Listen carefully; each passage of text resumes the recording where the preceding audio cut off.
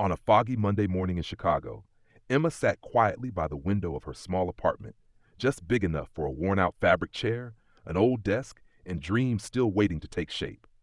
A cup of black coffee, no sugar, no milk, released a soft trail of steam into the crisp early spring air, its bitter scent mirroring the feeling she was trying to swallow this morning. Outside, the sound of bus engines, distant horns, and city voices blended like a familiar soundtrack. But inside that little room, something felt different. For a long time, she thought she was doing fine, until she looked at her laptop screen.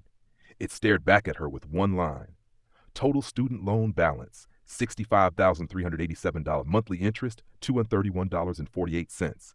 She stared, then froze. She was 27, had been working full-time for nearly 3 years, living completely on her own, never once asking her parents for money. But this morning, for the first time, Emma felt like everything was slipping out of her hands. She set the coffee cup down. The sound of ceramic tapping dry wood echoed in the stillness, and she exhaled, slowly. A question rose, not for the first time, but this time it felt heavier. Can I really get out of this debt? No bankruptcy, no drama, but this was an awakening, and from that moment on, Emma began to change. In this video, you'll follow Emma's journey to pay off over $65,000 in student loan debt in just 3 years. No magic, no financial help, just clear thinking and quiet discipline. And you'll see, every dollar she paid off became a small piece of something bigger. And maybe by the end, you'll find a part of yourself in her story too. After graduating with a degree in communications, Emma moved to Chicago to begin a new chapter. The city filled her with excitement. The towering buildings, golden lights stretching across the night streets, early opening cafes, and the distant hum of trains sounding like the soundtrack to the adult life she'd always imagined. She rented a small third-floor studio apartment with soft natural light, pale gray walls, and creaky wooden floors that echoed under her bare feet. In the tiny kitchen, barely big enough for one, she taped a note to the fridge with her favorite quote, "Make it happen." Her first job was in marketing at an e-commerce company with a starting salary of $42,000 a year. Not a huge income, but to Emma, it meant everything. She woke up at 6:30 a.m., made her almond milk coffee, spritzed on jasmine-scented perfume, wore a crisp white blouse and gray culottes, slung a second-hand leather bag over her shoulder, and stepped into the crisp early autumn air. She felt like she had finally made it, paying her own rent, holding her own job, standing on her own feet. But then the bills started coming: rent, utilities, internet, credit card payments, and her very first student loan bill. Emma had 3 separate loans totaling $65,000 with a monthly payment of about $720, including interest. She began to notice that after covering the basics, her account barely had anything left. Some months even went negative if she bought a little skincare or went out to dinner on the weekend. Each expense felt small, but added together, her finances started to wobble. Emma wasn't careless with money. She simply hadn't been taught how to manage it. In those early months of working life, she believed that as long as I have a stable job, things will be fine. And that belief is shared by so many young adults just out of college. No one had ever explained to her the difference between assets and liabilities, how to budget, or how to manage student loans without being slowly drained month after month. All she knew was, go to work every day, make the payments every month, and hope things would get better. Her little apartment became familiar. The gentle hum of the heater in winter, the soft scent of cedarwood candles she lit each night, the quiet weekends watching Netflix alone under the warm yellow glow of a lamp. But beneath that stable exterior, confusion was growing. She avoided checking her statements, avoided talking about money with friends, even avoided the anxiety that crept in when she thought about the future. Until one day, all those small things built into one push, one moment that forced her to really ask, where am I going? What am I doing with the money I worked so hard to earn? And most importantly, why, even with a full-time job, do I still not feel free? It was from those questions that a small breaking point arrived.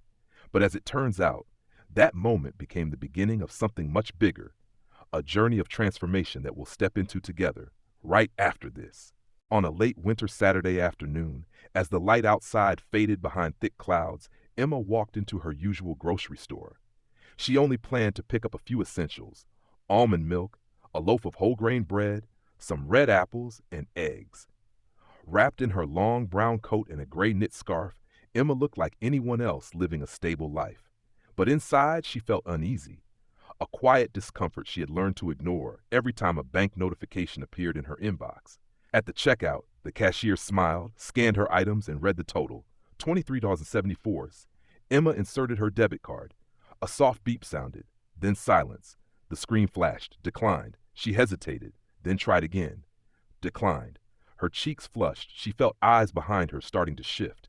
She gave a nervous smile, pulled out her phone to transfer money from her backup account, but it was empty. She politely asked the cashier to hold the items and walked quickly out the door, leaving behind the familiar bell chime and the warm scent of fresh pastries in the air. Emma sat in her car for nearly 10 minutes, gripping the steering wheel. It had started to drizzle, raindrops dotting the windshield like tiny mirrors of her mood, blurry, cold, and alone.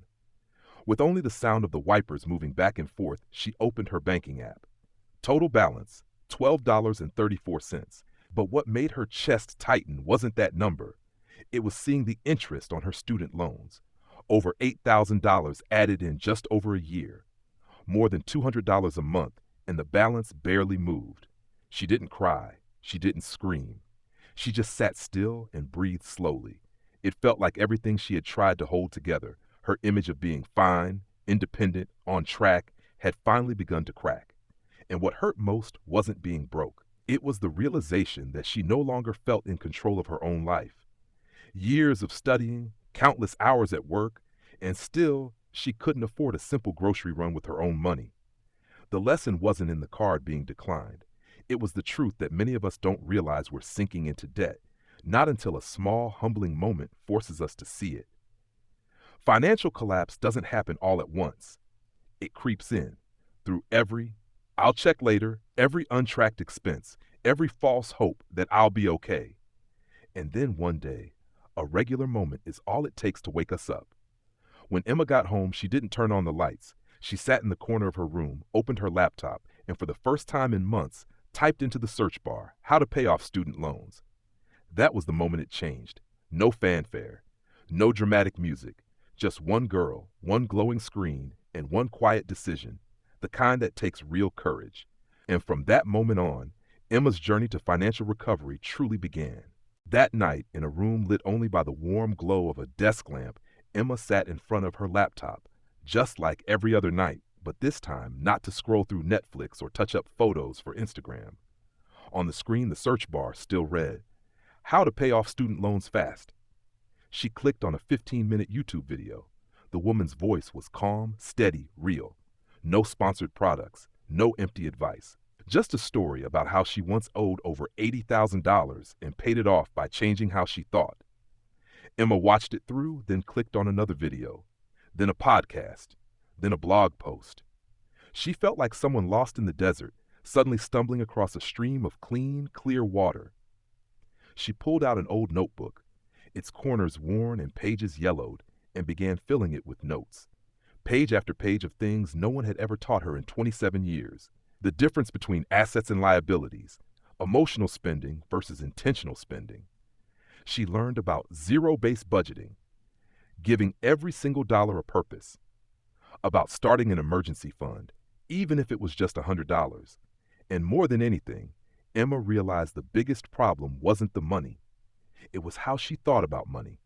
One evening, as she washed her coffee mug under warm water and the soft scent of soap drifted through her quiet kitchen, a quote from the Total Money Makeover echoed in her mind.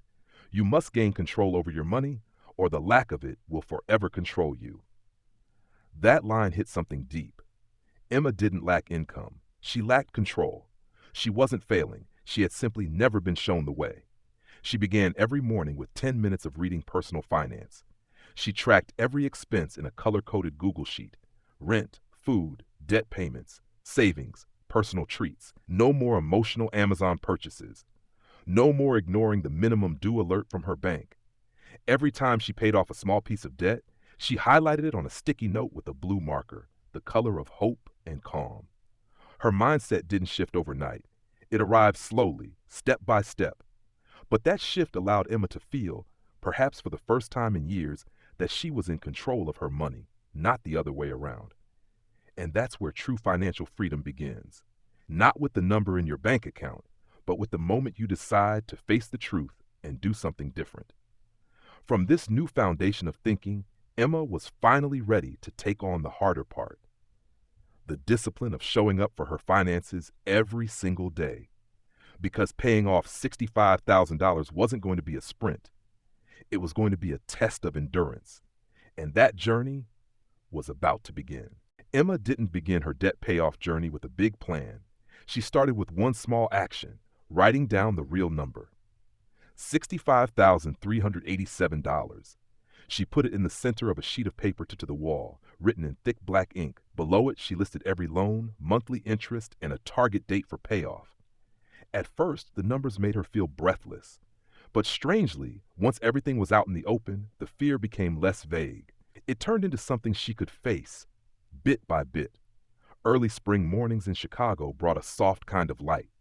Sunshine filtered gently through the curtains, spilling over the small wooden table where Emma sat to build her first budget. She held a cup of cinnamon-scented coffee, opened Google Sheets, and created columns: income, rent, food, transportation, debt, savings, small joys.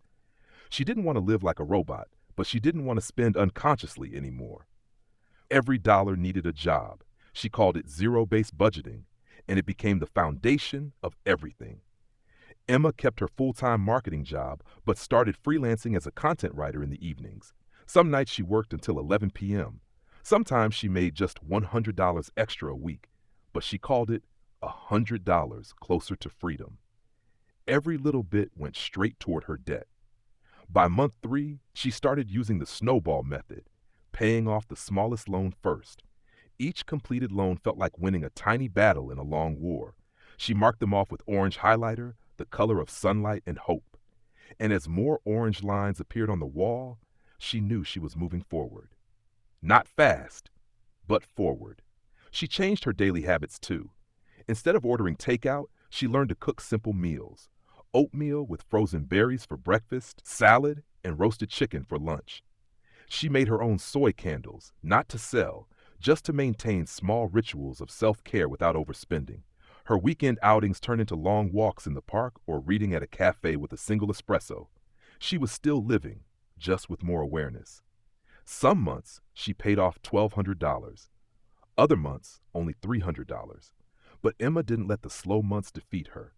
At the end of each month, no matter the outcome, she'd sit with her budget, reflect, and adjust. Sometimes she wrote a short note in her notebook. This month was still progress. It wasn't always smooth. Her credit card got hacked once, took a week to fix. A freelance client canceled last minute. But in those moments, Emma discovered something she didn't know she had: resilience. And strangely, the more disciplined she became, the more flexible she felt, knowing when to cut back, when to rest, when to forgive herself for slipping.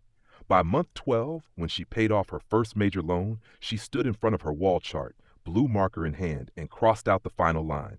The room felt still, just soft jazz playing in the background and the warm kitchen light glinting off a glass of water. No one clapped, no cheers, but Emma smiled, a real, quiet smile.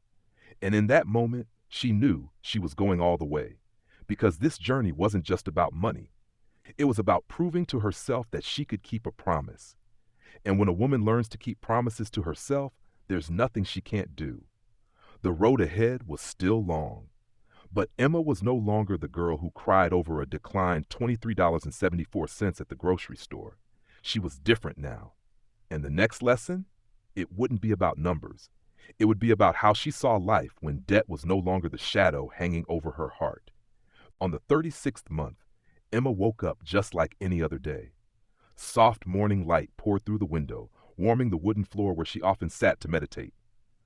On the table, her black coffee steamed gently, the rich aroma blending with the subtle scent of soy candles she lit every morning. But today felt different. She knew it, because today was the last day, the day she would make her final payment, the final line on a $65,387 debt that, 3 years ago, had once brought her to tears in a grocery store. Emma logged into her bank account, her hands slightly trembling. Her balance was just enough. She typed the numbers slowly, almost like a sacred ritual, then pressed send. The screen flashed a simple message: payment successful. In the quiet of her apartment, only soft jazz played from the speaker and the gentle clink of a spoon against her cup. But inside her, a wave rose and then calmed. Stillness, lightness, peace. This ending didn't arrive by luck. It came from 1,095 days of showing up, from late nights freelancing, from saying no to impulse buys, from countless simple meals, color-coded budgets, and sleepless nights spent worrying over canceled contracts. And because of all that, this moment meant everything.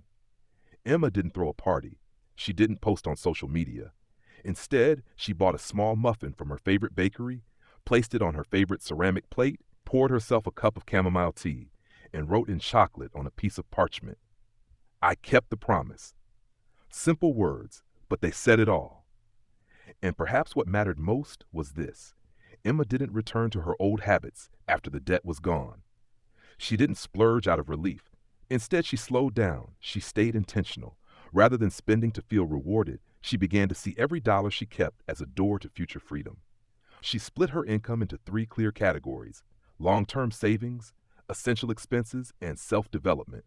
She read more, took a course in advanced financial management. Her salary hadn't changed dramatically, but her relationship with money had. It no longer controlled her.